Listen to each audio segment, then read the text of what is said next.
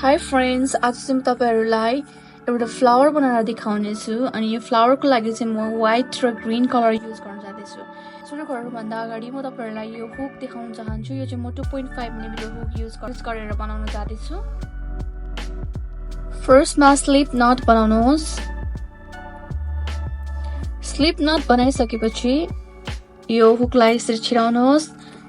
यसपछि हामी 8 वटा चेन बनाउने छौं। एउटा, दुईटा, तीनटा, चारटा, पाँचवटा, छवटा, सातवटा, आठवटा। 8 वटा चेन बनाइसकेपछि हामी यहाँ फर्स्ट चेनमा गएर चाहिँ हामीले स्लिप स्टिच बनाउने छौं। स्लिप स्टिच बनाइसकेर हामी यहाँनिर 4टा चेन बनाउने छौं। एउटा, दुईटा, तीनटा, चारटा।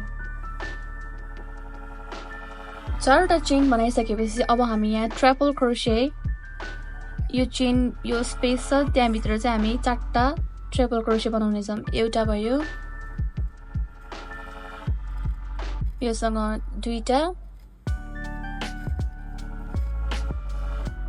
योसँग तीनटा,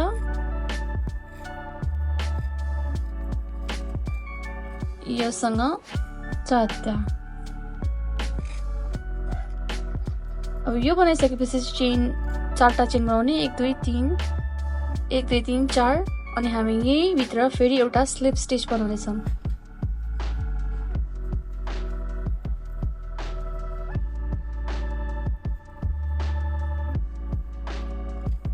यति बनाइसकेपछि अब हामी यही सेम प्याटर्न रिपिट गर्छौं।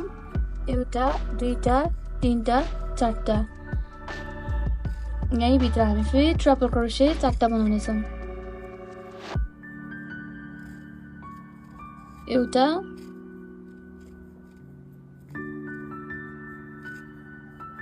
दुईटा, तीनटा,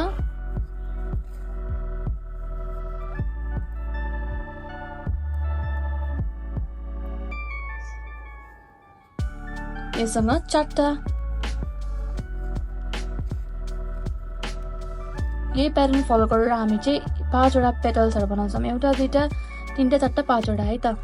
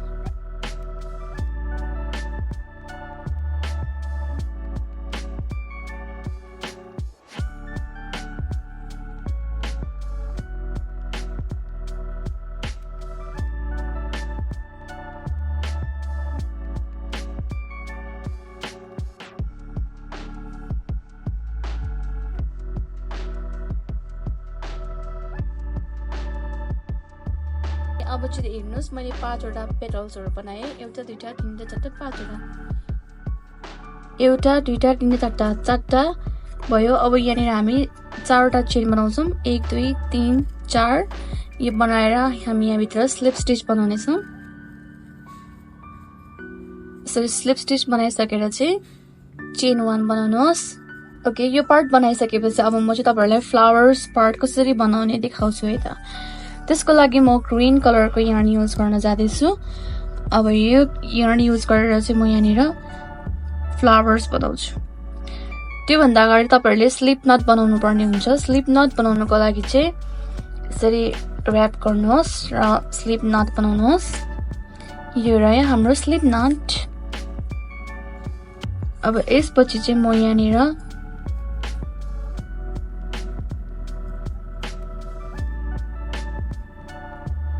यहाँ देख्न सक्नुहुन्छ म चाहिँ अब यो स्लिप नटलाई यहाँ धागोमा छिराएर बिस्तारै बिस्तारै बनाउँदै जान्छु है त।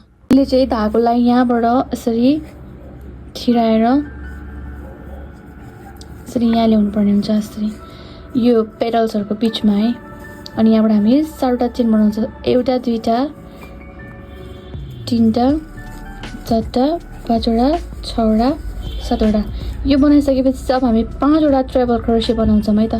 यदि सबै धागामा 5वटा ट्रिपल क्रोशे यहाँनिर यो 1 2 3 4 5 यहाँदेखि स्टार्ट गर्छौं। ट्रिपल क्रोशे चाहिँ तपाईहरुले 2 चोटी यसरी ग्र्याब गर्नुहोस्। यहाँ भित्र यसरी छिराउनुहोस्। यहाँबाट 2टा 2टा अनि 2टा। अब चाहिँ हामीले 3टा बनाउनु पर्ने हुन्छ।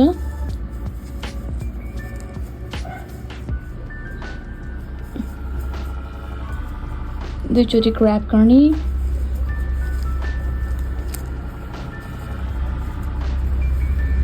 एउटा 2टा 3टा 4टा। अब लास्ट एउटा बनाउनुहोस्। यो बनाइसकेर 7वटा चेन बनाउनुहोस्। 1 2 3 4 5वटा 6वटा 7वटा। 7वटा चेन बनाइसकेर फेरि हामी यहाँनिर स्लिप स्टिच बनाउने छौं।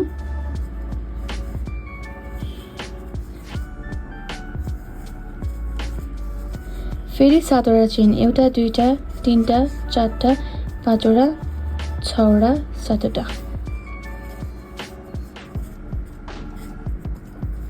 यो बनाइसकेर फेरि हामी अब यहाँनिर 5वटा ट्रिपल क्रोशे बनाउँछौं। 1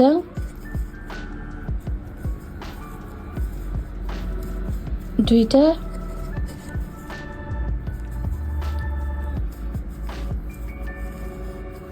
3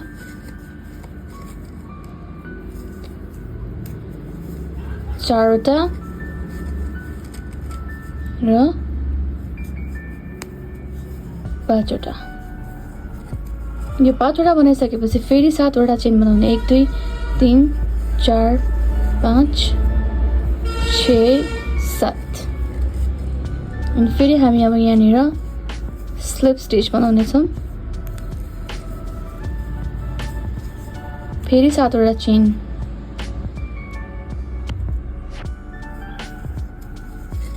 सेम प्रोसेसमा हामी यहाँनिर 7वटा चेन बनाउँदै जाने। 7वटा चेन अनि 5वटा ट्रिपल क्रोशे यसरी बनाउँदै जाने है त।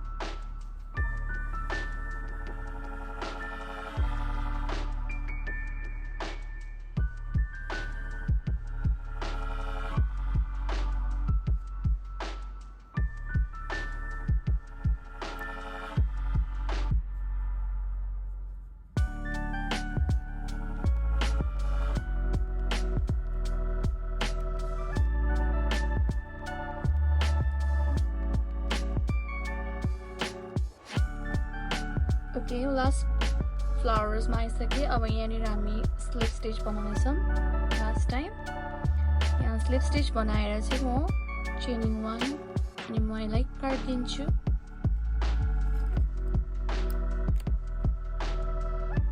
एकदमै सिम्पल फ्लावर हो यो चाहिँ तपाईहरुले पनि एकदमै बनाएर क्लिपहरुमा अनि रबर ब्यान्डहरु बनाउन सक्नुहुन्छ